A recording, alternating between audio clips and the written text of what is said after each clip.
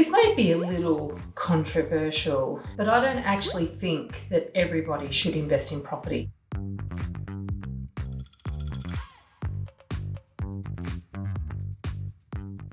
I know that's a bit weird. I'm a real estate agent, I'm a buyer's agent, I'm a property expert.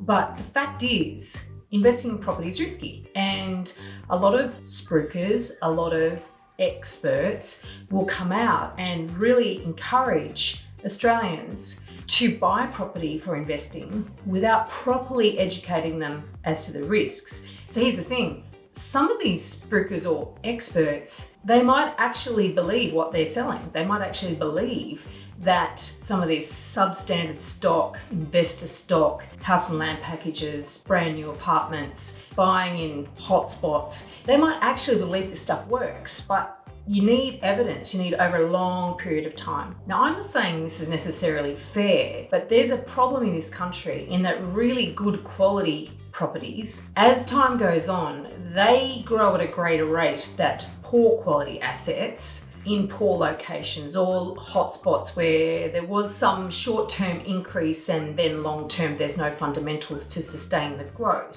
The gap widens. So a lot of these investors that are trying to actually do the right thing in terms of securing their financial future, they've bought these stud assets. Over time, good assets grow at a greater rate. The gap between those who have and those who do not have gets wider and wider.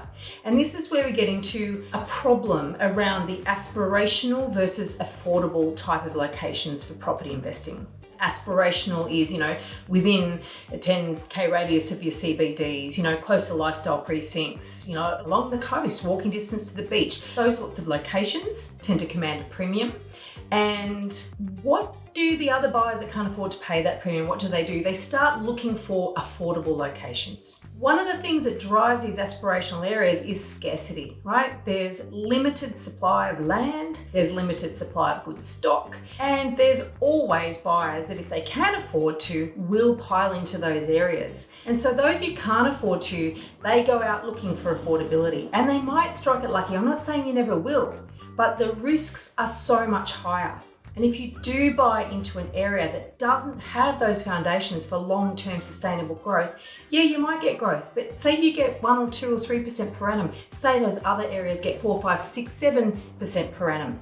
That gap gets bigger and bigger over time. And the most vulnerable buyers, I'm talking first home buyers, rent investors, first-time investors, people have actually squandered their borrowing capacity by buying a bunch of poor assets and then don't have much left in the tank so that they still chase affordable locations. These people often don't recognise the opportunity cost. The problem is that high yields come with higher risks, and that's not talked about enough. And the other thing is that your rental income doesn't compound, whereas capital growth does. And that's really the magic of it all.